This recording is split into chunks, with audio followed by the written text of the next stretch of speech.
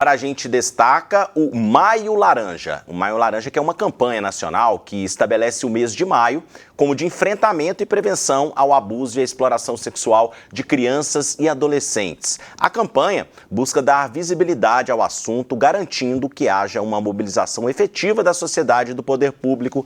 Essa campanha que busca trazer o assunto de maneira cuidadosa, permitindo que a população tenha uma dimensão desse problema, além de fomentar debates a respeito de políticas públicas que garantam um combate efetivo contra esse crime. É importante conscientizar as crianças para que elas entendam os riscos e se protejam. E é sobre isso que a gente recebe agora aqui no estúdio da Brasil Central. A psicóloga Hanna Costa está conosco aqui.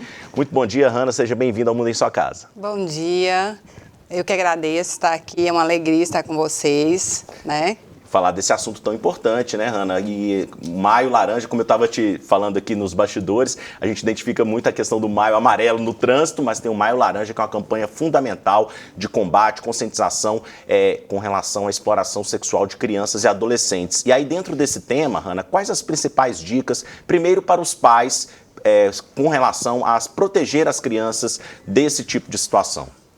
Então, as principais orientações para os pais é, primeiro, fortalecer o vínculo e a comunicação, né? Porque quando a criança se sente segura e tem confiança nesses pais, ela vai trazer as maiores dificuldades e os desafios dela.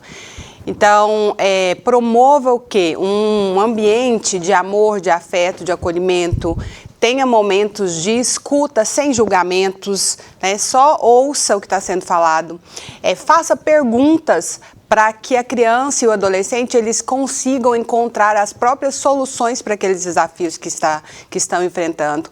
Tenha empatia para aquilo que a criança e o adolescente enfrentam naquele momento, né? Então, dentro do vínculo e da comunicação, esses são os pontos primordiais para a criança e o adolescente trazer, né, aquilo que está sendo o desafio, aquela dificuldade que está sendo enfrentada, ao invés de esconder e não falar nada sobre isso. O segundo ponto também é que você pode ensinar sobre o corpo de forma natural. Então, nomeando as partes íntimas, vulva, pênis, bumbum, né? Porque quando a criança tem esse nome adequado, ela sabe explicar para um adulto o que acontece com ela. Outra coisa é ensinar a criança sobre o grito de socorro. Então, essa criança, quando ela tiver em um momento de risco, ela pode sair de perto, falar que ela não gosta disso, ou então gritar, sair correndo e pedir ajuda. Esse grito de socorro, ele também pode ser encenado, de forma de brincadeira, com as crianças principalmente. Você pode começar a encenar brincando. Nossa, se alguém tocar no seu corpo na parte que não pode, o que você faz?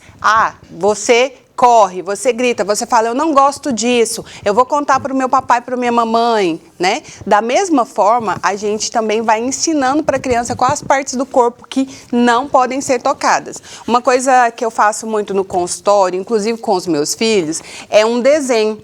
A gente faz esse esbocinho aqui simples, ou às vezes pede a criança para desenhar uma pessoa, né? Não sei se consegue ver. E aí você vai ensinando qual parte do corpo que a gente pode pintar de verde que as pessoas podem tocar. No meu cabelo, na minha mão, no meu ombro. E quais partes que não podem tocar? Nos meus seios, na minha barriga, na minha vulva ou no meu pênis, no meu bumbum. E aí essas partes a gente coloca de vermelho, porque quando a criança visualiza, ela internaliza aquilo que não pode ser feito com ela, não pode ser tocado, e aquilo, né, é onde as outras pessoas podem tocar. Doutora, e a criança ou adolescente pode apresentar sinais de que está sendo vítima de abuso? E quais são esses sinais? Sim, os sinais são: quando você já percebe o seu filho assim mais agressivo, irritado, ou uma criança que começa a chorar às vezes sem motivo, em determinados momentos que, nossa, não tem por qual motivo que essa criança às vezes está mais chorosa, ou também quando ela não quer ir para a escola, quando ela está com medo de dormir sozinha, quando ela apresenta baixo rendimento escolar. E quando ela começa, uma criança começa a se isolar. Não era um comportamento dela, a ficar mais tempo no quarto, a ficar mais tempo calada, a ficar mais tempo num canto. Esses são possíveis sinais de que está acontecendo algo e que a gente precisa ficar atento e ajudá-la. Para a gente encerrar, doutora, a denúncia nesse caso é fundamental, denúncia às autoridades, à polícia, para que esse tipo de crime seja coibido. E aí eu te pergunto, que a gente sabe que muitas vezes o abuso vem de dentro de casa. E nessas situações?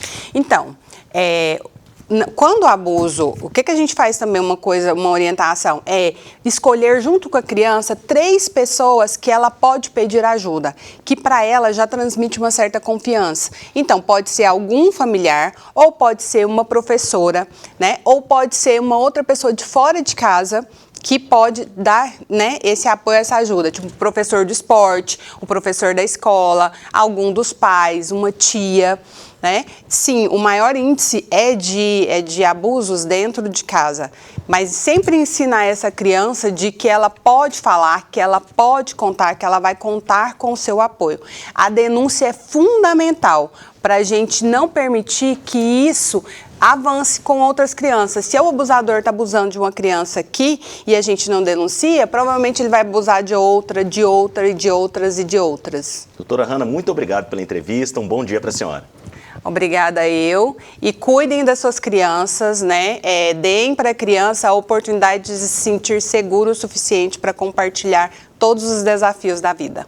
Doutora Hanna Costa, psicóloga, participando conosco aqui no Mundo em Sua Casa, em Goiânia, neste momento, 8 horas e 36 minutos.